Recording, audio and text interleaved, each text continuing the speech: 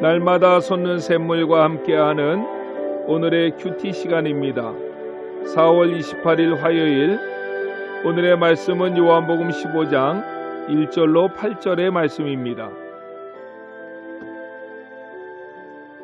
나는 참 포도나무요 내 아버지는 농부라. 물은 내게 붙어있어 열매를 맺지 아니하는 가지는 아버지께서 그것을 제거해 버리시고, 물은 열매를 맺는 가지는 더 열매를 맺게 하려 하여 그것을 깨끗하게 하시느니라. 너희는 내가 일러준 말로 이미 깨끗하여졌으니 내 안에 거하라. 나도 너희 안에 거하리라.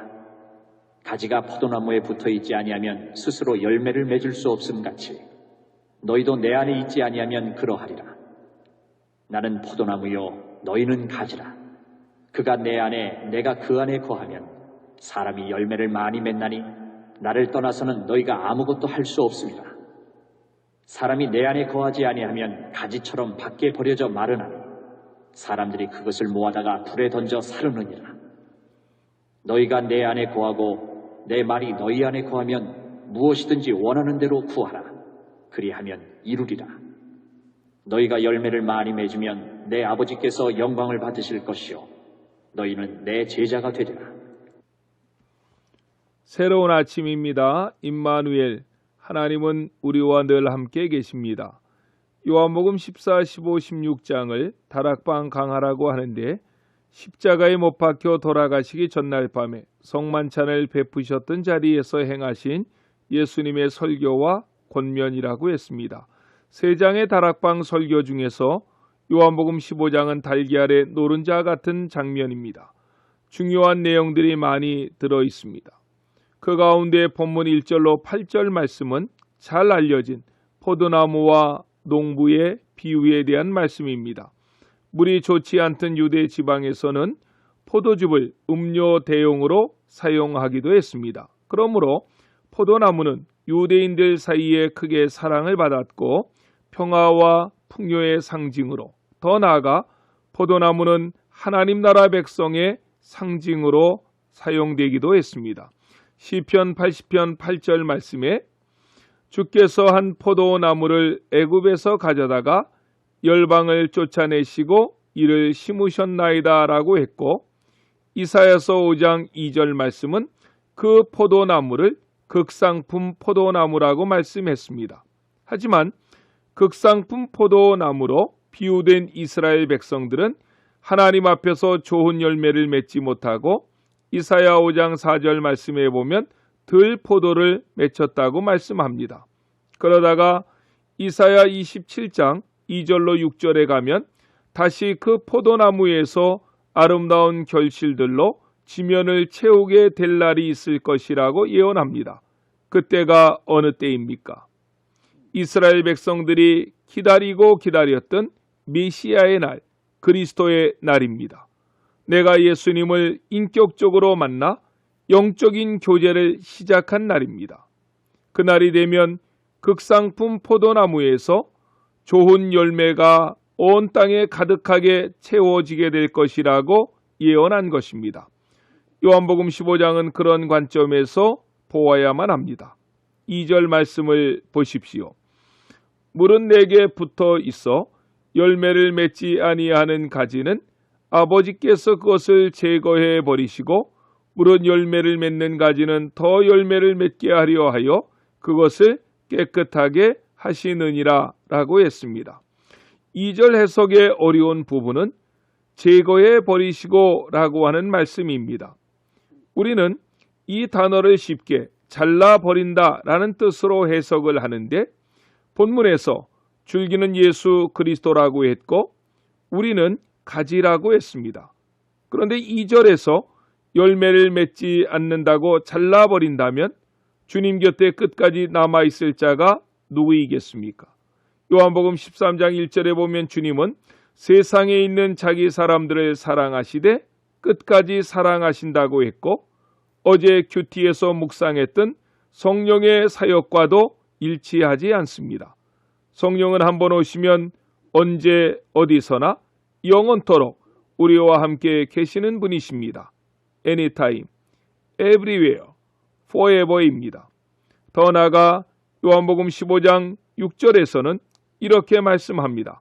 사람이 내 안에 거하지 아니하면 가지처럼 밖에 버려져 마르나니 사람들이 그것을 모아다가 불에 던져 사르느니라 라고 했습니다. 불살라 버린다는 말은 지옥을 생각해야 합니다. 그렇다면 열매를 맺지 않는다고 잘라서 지옥불에 던져버린다면 우리가 생각했던 하나님의 속성과는 매우 다른 내용으로 우리를 당황하게 합니다. 여기 제해버린다라는 단어의 헬라어는 아이레이라고 하는 말입니다. 아이레이라는 말은 신약 성경에서 굉장히 자주 사용되어지는 단어인데 이 단어는 제거한다는 뜻도 있지만 집어서 든다라는 뜻도 있다고 합니다. 제거한다라는 뜻 대신 집어서 든다라는 뜻으로 본문을 해석한다면 요한복음 15장 전체 내용과도 조화를 이루기에 저는 개인적으로 제거해 버린다는 말보다 집어서 든다는 말로 해석을 합니다. 여러분 중에 포도원을 경영해 보신 분이 계실 줄로 압니다. 포도는 덩쿨 식물이기에 그냥 내버려 두면 그 가지가 땅으로 내려와 자라게 됩니다. 땅에 떨어진 가지는 열매를 맺지 못하게 됩니다. 그래서 반드시 그 가지는 집어 들어 올려주어야만 합니다. 본문 2절의 말씀이 그와 같은 말씀입니다.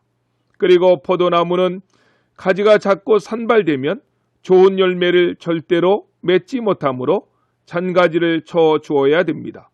잔가지 치기를 잘해주면 포도송이가 크고 실하게 열린다는 것입니다. 포도원 농부 되시는 아버지께서는 극상품 포도나무인 예수님께 접붙임 당한 가지인 성도 한 사람 한 사람을 그토록 가꾸고 계시다는 것입니다. 그러므로 우리가 남보다 좋은 열매를 맺었다고 교만할 수 없습니다.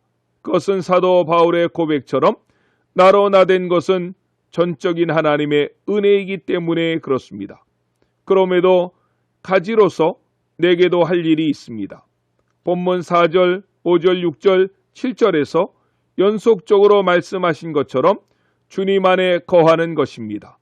줄기에 꼭 붙어 있어야만 하는 것입니다. 이 말은 적극적인 용어입니다. 주님과 깊은 교제를 해야 한다는 말이고 주님이 하신 일에 적극적으로 동참해야 한다는 것입니다. 7절과 8절을 간략하게 설명하고 말씀을 정리하려고 합니다. 특히 7절은 기도에 관해서 설명할 때 자주 등장합니다. 원하는 대로 구하라 그리하면 이루리라고 말씀하셨습니다. 물론 기도의 응답을 약속해 주신 것입니다.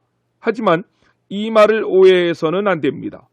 우는 아이 젖준다는 식으로 무조건 하나님께 뗐으면 하나님은 응답하신다는 식으로 접근하면 우리의 신앙은 항상 우는 어린아이 상태에 머물 수밖에 없습니다. 7절 말씀을 묵상해 보면 기도의 응답은 결과입니다. 그렇다면 원인이 무엇입니까? 7절 상반절입니다. 너희가 내 안에 거하고 내 말이 너희 안에 거하면입니다. 주님과의 깊은 교제, 말씀대로 순종하며 살아가는 삶의 모습도 없이 무조건 때를 쓴다고 응답이 될 수 없는 것입니다. 8절 말씀도 원문을 따라 해석하면 이렇습니다. 너희가 열매를 많이 맺어 나의 제자라는 것을 보이므로 내 아버지께서 영광을 받으실 것이다. 이것이 원문에 가까운 해석입니다. 이 말은 과실을 많이 맺으면 내 제자가 된다는 말이 아니라 과실을 많이 맺을 때 너희가 내 제자라는 것을 많은 사람에게 증명할 수 있다는 것입니다. 주님의 제자란 과실을 맺음으로 되는 것이 아니라 과실을 맺음으로 죄자됨을 증명해내는 것입니다. 왜냐하면 우리가 주님을 믿고 따르는 순간 우리는 그분의 제자가 된 것이기 때문에 그렇습니다. 주님과 깊은 교제하고 그분이 살아가신 삶의 발자취를 따라 살다 보면 많은 어려움을 만나게 될 것입니다. 그럴 때 우리는 성령님을 의지하여 주님께 기도하면 주님은 우리가 무엇을 구하든지 이루어 주신다는 강력한 약속입니다. 오늘 하루도 내 삶의 현장에서 주님의 제자됨을 입증하심으로 하나님의 영광을 높이 드러낼 수 있기를 예수님의 이름으로 간절히 축원합니다. 기도하시겠습니다. 사랑의 주님, 감사합니다. 만물에 찍기만도 못한 나를 극상품 포도나무로 새로운 이스라엘로 선택해 주셔서 감사드립니다. 줄기에서 가지가 1mm만 떨어져도 절대 열매를 맺을 수 없음같이 예수님 안에 거하지 않는 자는 영적 삶의 열매를 맺을 수 없다고 본문은 말씀하셨습니다. 날마다 주님과 깊은 교제가 있게 해 주시옵소서. 주님이 우리에게 명하신 많은 사명들이 있습니다. 그 사명을 오늘 하루의 삶 속에서도 신실하게 감당하게 하시고 악한 세상 속에서 제자의 삶을 살아가기가 쉽지 않지만 어려울 때 기도하게 하시고 부르짖어 응답받게 하셔서 우리가 주님의 제자임을 온 땅에 선포하고 드러내게 해 주시옵소서. 다시 한번 코로나19로 인해서 한 번도 경험해보지 못한 새로운 변화에 적응하며 오늘 하루도 살아가야만 합니다. 하지만 두렵지 않음은 주님께서 보내신 성령님이 우리를 인도하시고 지켜주시기 때문입니다. 어두울 때 빛은 더 밝게 드러나는 것처럼 어려울 때 믿는 자들의 삶이 세상 사람들과는 다름을 드러나게 하셔서 오늘 하루의 삶 속에서도 주의 영광을 드러내게 해 주시옵소서. 예수님의 이름으로 간절히 기도드렸습니다. 아멘.